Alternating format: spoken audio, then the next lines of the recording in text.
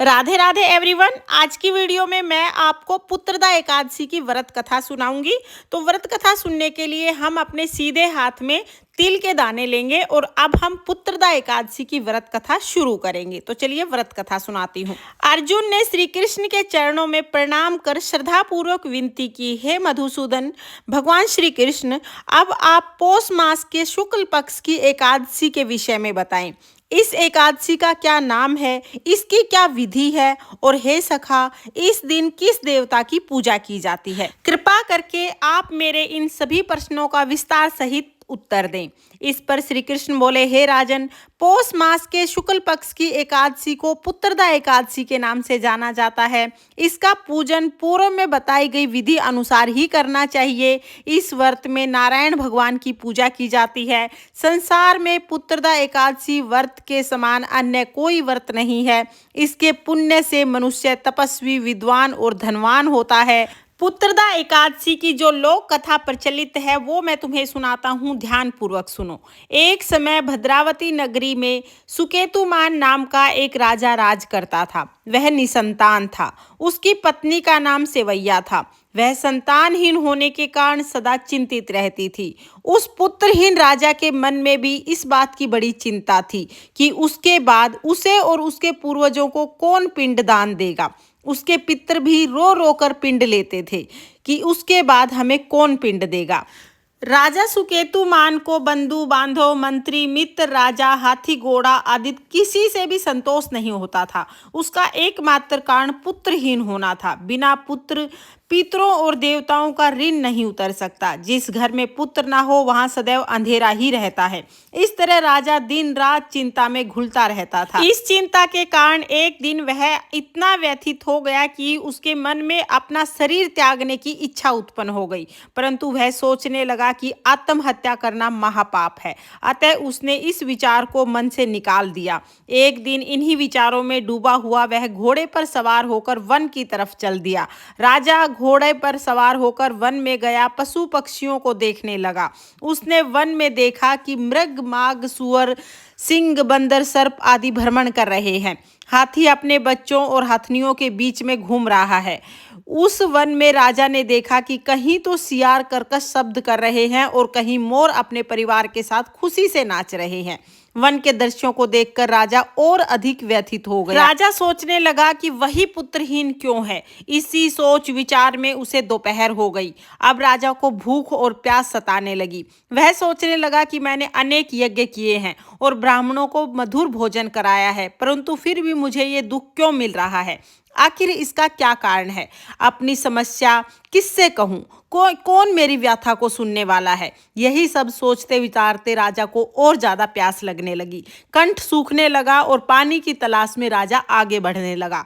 कुछ ही आगे जाने पर उसे एक सरोवर दिखाई दिया। उस सरोवर में कमल खिले हुए थे। सारस, हंस, मगरमच्छ जल क्रीड़ा कर रहे थे। सरोवर के चारों तरफ मुनियों के आश्रम थे। उस समय राजा के दाहिने अंग फड़कने लगे। इसे शुभ शगुन मानकर राजा मन में प्रसन्न होकर घोड़े से उतरा और सरोवर के किनारे बैठे हुए मुनियों को दंडवत प्रणाम करके उनके सम्मुख बैठ गया। मुनीश्वर बोले, हे राजन, हम तुमसे अत्यंत प्रसन्न हैं। तुम्हारी जो इच्छा है सो कहो। राजा ने उनसे पूछा, हे मुनिवर, आप कौन हैं और किस लिए यहाँ पधारे हैं? मुनि बोले, राजन, आज पुत्र की इच्छा करने वालों को उत्तम संतान देने वाली पुत्रदा एकादशी है। हम लोग विश्वदेव हैं। आज से 5 दिन बाद माघ स्नान है और हम इस सरोवर पर स्नान करने के लिए आए हैं। यह जानकर राजा बोला, मुनीश्वर, मेरे भी कोई पुत्र नहीं है। यदि आप मुझ पर प्रसन्न हैं तो कृपा कर मुझे एक पुत्र का वरदान दे दीजिए। मुनि बोले, हे राजन, आज पुत्रदा एकादशी है। आप इसका व्रत करें। भगवान नारायण की कृपा से आपके घर में अवश्य ही पुत्र होगा। मुनि के वचनों को सुनकर राजा ने मुनि के कहे अनुसार पूरा दिन पुत्रदा एकादशी का व्रत किया। द्वादशी को व्रत का पारण किया और मुनियों को प्रणाम करके अपने महल को वापस चला गया। भगवान श्री विष्णु की कृपा से कुछ दिनों बाद ही रानी ने गर्भ धारण किया और 9 माह के बाद उनको एक उत्तम पुत्र रत्न की प्राप्ति हुई। वह राजकुमार बड़ा होने पर अत्यंत वीर, धनवान, यशस्वी और प्रजापालक हुआ। श्री कृष्ण भगवान बोले, हे अर्जुन, पुत्र की प्राप्ति के लिए पुत्रदा एकादशी का व्रत करना चाहिए।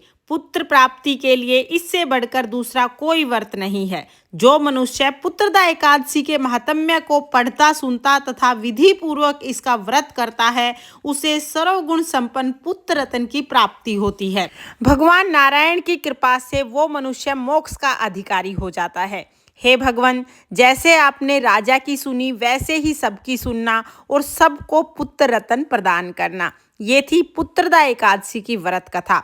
अब हम एक गणेश जी की कथा और सुनेंगे। तो चलिए गणेश जी की कहानी शुरू करते हैं। एक बार एक गांव में एक बुढ़िया रहती थी। वो बुढ़िया अंधी थी। अंधी बुढ़िया रोजाना गणेश जी का पूजन करती थी। गणेश जी की पूजा अर्चना में ही सारा दिन लगा देती थी।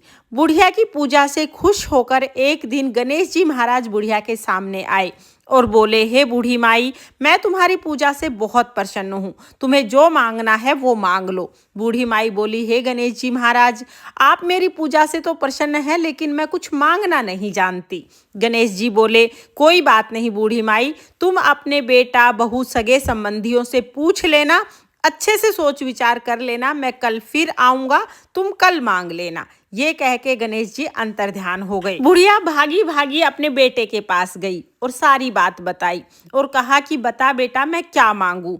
तब उसका बेटा बोला, माँ, धन दौलत मांग ले, इतना धन दौलत मांग ले कि तेरी सातों पीढ़ी बैठी खाएंगी। बुढ़िया बोली, ठीक है बेटा। फिर बुढ़िया अपनी बहू के पास गई और सारी बात बता के बोली, बता बहू, मैं क्या मांगू। बहू बोली, माँ जी, क्या करोगी धन दौलत का, असली दौलत तो पोता पोती होते हैं। गणेश जी से अपने लिए पोता मांग लो, तुम्हारी सेवा करेगा, तुम्हारा जन्म सफल हो जाएगा। बुढ़िया बोली, बात तो तुम्हारी भी ठीक है। बहू की बात सुनने के बाद बुढ़िया पड़ोसन के पास गई। पड़ोसन बुढ़िया की बहुत अच्छी सहेली थी। जाके अपनी सहेली को सारी बात बताई और बोली, तू ही बता बहन, मैं क्या मांगू।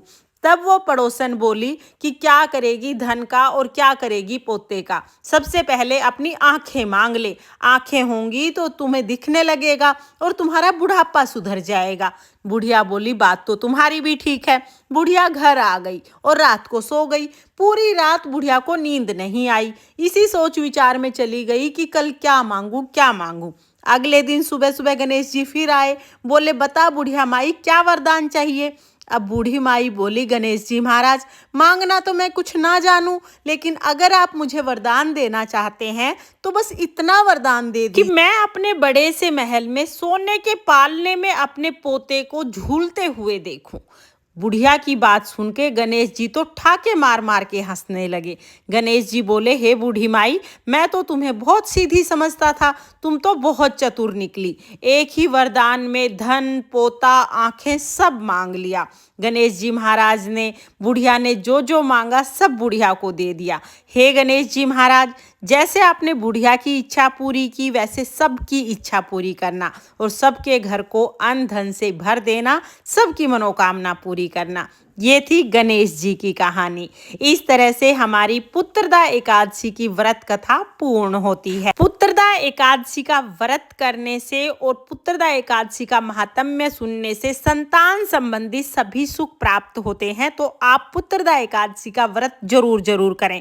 और अगर किसी कारण से आप पुत्रदा एकादशी का व्रत नहीं कर पाते हैं तो आप पुत्रदा एकादशी के दिन भगवान विष्णु का पूजन जरूर करें और पुत्रदा एकादशी की ये व्रत कथा जरूर सुने, ताकि आपको पुत्रदा एकादशी व्रत का फल प्राप्त हो सके। आपको ये कथा कैसी लगी कमेंट करके ज़रूर बताना। और अगर ये वीडियो आपको पसंद आई हो, वीडियो आपके लिए थोड़ी बहुत भी यूजफुल हो, तो प्लीज़ वीडियो को लाइक कर देना। और हम महिलाएं घर में तीज त्योहार कैसे करते हैं ये देखने के लिए मेरे चैनल को सब्सक्राइब कर लेना। कथा सुनने के बाद जो तिल हमने लिए हैं वो हम भगवान के चरणों में समर्पित कर देंगे और जल के लोटे में डाल देंगे। और फिर जो ये जल का लोटा है ये हम सूर्य देवता को अर्घ दे देंगे। इस तरह पुत्रदा एकादशी की व्रत कथा पूर्ण हो जाएगी। तो चलिए फिर मिलते हैं किसी और वीडियो में। तब तक के लिए जय श्री कृष्णा, राधे राधे।